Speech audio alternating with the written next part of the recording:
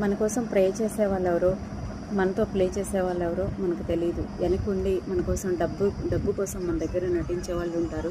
అటువంటి వారిని మనం నమ్ముతాము. ఏ స్వార్థం లేకుండా మనతో నిస్వార్థంగా ప్రేమ చూపిస్తూ మనతో మంచిగా ఉండేవాళ్ళు ఉంటారు. వాళ్ళు కోప్పడతారు, చాలా చిరాకుగా ఉంటారు, చాలా సందర్భాల్లో విసిగిస్తూ ఉంటారు. కానీ అటువంటి వాళ్ళని మనం దూరం చేసుకుంటాము. కానీ డబ్బు కోసం మన దగ్గర నటించే వాళ్ళని మనం నమ్ముతూ ఉంటాము. అందుకని దేవుని ప్రేమ శాశ్వతమైనది. దేవుడు మన నుంచి ఏమీ ఆశించకుండానే మనల్ని ప్రేమించాడు.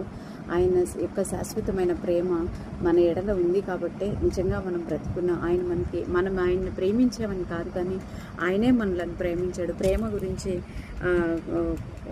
1 కొరింథీ 13వ అధ్యాయంలో మనం చూస్తూ ఉంటాం. ప్రేమ డంబముగా ప్రవర్తించదు, ప్రేమ స్వప్రయోజనమును కోరుకొనదు, ప్రేమ దుర్నీతి విషయమై సంతోషపడదు అని కొన్ని విషయాలు మనం తెలుసుకుంటూ ఉంటాం. అటువంటి ప్రేమికులు ఈ లోకంలో ఎవరూ లేరండి. యేసయ్య నిజమైన ప్రేమికుడు.